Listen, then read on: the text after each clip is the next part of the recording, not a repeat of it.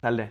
Como trabajo final para la clase de Sociología de Puerto Rico con el doctor Reinaldo Rosado, estaré explicando una bibliografía anotada que trabajé con respecto a un tren costero de transporte masivo y el ordenamiento territorial que este requiere.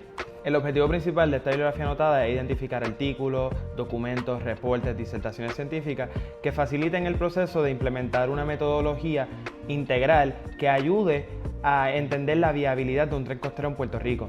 Esta bibliografía anotada contiene documentos históricos con respecto a lo que eran los sistemas de trenes que existían en Puerto Rico. También añadimos fichas científicas que hablan de los indicadores tanto sociales como económicos para poder implementar un sistema de trenes. En adición al ordenamiento territorial que tiene que ocurrir, añadimos documentos respecto, ¿verdad?, a los beneficios que tienen sistemas de transporte colectivo. Añadimos también reportes que se hicieron en el gobierno de Puerto Rico para el desplazamiento de puertorriqueños en carro. Y finalmente añadimos 5 ejemplos de países que tienen sistemas de trenes y que son en un contexto isleño. El tren de circunvalación se empezó en el 1891 bajo la corona española y terminó de utilizarse a mediados del siglo XX. Es bien importante que el fracaso principal del tren de circunvalación fue que se adaptó a un modelo económico agrícola y en la transición del modelo económico industrial pues perdió su auge. Es importante resaltar que este pasó de ser de una compañía pública del gobierno de España a una compañía privada y después el gobierno federal se metió para evitar que no hubiese una huelga durante la Segunda Guerra Mundial en el funcionamiento del tren. Y es por eso que pasa a manos del gobierno federal y después pasa a compañías privadas. Esto fue durante la primera parte del siglo XX. Porque esto es importante para nuestro estudio. Esto es sumamente importante, ya que no es solamente entender las cosas que le dan éxito a un tren, sino entender las cosas que hicieron fracasar un tren. Y esto nos ayuda para poner unas bases en cuanto al desarrollo del tren costero. En cuanto a las variables y factores para la implementación de un tren, esta bibliografía anotada tiene 2 diferentes alcances, uno más técnico y empírico y otro más integral que tiene que ver con la participación ciudadana. Los estudios más empíricos y técnicos tienen que ver con factores como la densidad poblacional, la accesibilidad a las estaciones de tren y entonces hacer esos estudios para identificar si hay una viabilidad de un sistema de tren. El otro estudio tiene que ver con la participación ciudadana y explica que la participación ciudadana es esencial para la implementación de un tren, ya que se necesita el consenso, la validación de las comunidades que van a verse afectadas o favorecidas por un sistema de trenes. Es también sumamente importante tener las estaciones de tren en centros que sean centros urbanos, que tengan centros comerciales, que tengan centros de producción y servicios, que tengan viviendas, escuelas. Es sumamente importante, uno de los indicadores dice que tiene que estar en centros productivos. En cuanto al ordenamiento territorial, es de suma importancia destacar que la política pública tiene que estar dirigida hacia un Transit Oriented Development, entiéndase, un desarrollo que favorezca los sistemas de transportación. También es de suma importancia prevenir el desparrame urbano. Esto es el mal de todas las ciudades y esto conlleva a que sea mucho más difícil implementar un sistema de trenes. La literatura coincide principalmente en que los sistemas de transporte público no deberían ser puestos para manejar el ordenamiento territorial. El ordenamiento territorial tiene que ser manejado a través de política pública para que así se pueda implementar los sistemas de trenes. Parte de la bibliografía anotada también incluye reportes conducidos por la Autoridad de Carreteras y Transporte, el Departamento de Transportación y Obras Públicas, en el que se encuestó 200 personas. Entre esas 200 personas, 50% de la muestra estaba dispuesta a tomar otros medios de transportación colectiva si tienen conocimiento de cómo funciona y si tienen un viaje asegurado de vuelta en caso de emergencia. Un estudio comisionado por el US Census Bureau identificó que 11% de la clase obrera en Puerto Rico le toma más de 1 hora llegar a su trabajo.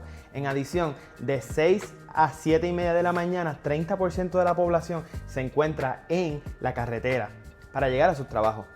La bibliografía anotada también incluye artículos con respecto a modelos de trenes que existen en otras islas. Esto incluye islas en España, islas en Italia, incluye a Taiwán, incluye Reino Unido y también incluye a Japón. El modelo de trenes de Japón y el de Taiwán tuvieron mayor éxito, ya que estos dirigieron la política pública hacia un sistema de Transit Oriented Development, a diferencia de la isla en Italia y Mallorca, que no hicieron estos procesos ya que se ajustaron a los modelos económicos en la actualidad.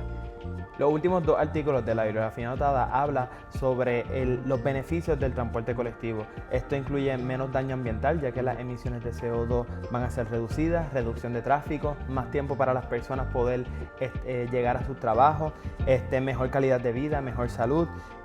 También incluye la reducción en el desparramo urbano y también mayor acceso a servicios.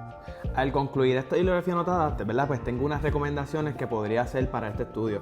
Primeramente, lo que fracasó en los sistemas de Puerto Rico, Mallorca, en Italia, fue que no se adaptó al desarrollo económico y a los cambios en la economía. Es por esto que es bien importante crear ciudades que se adapten a los cambios climáticos y a los cambios económicos y sociales y demográficos. Es por eso que eso es una de las primeras recomendaciones.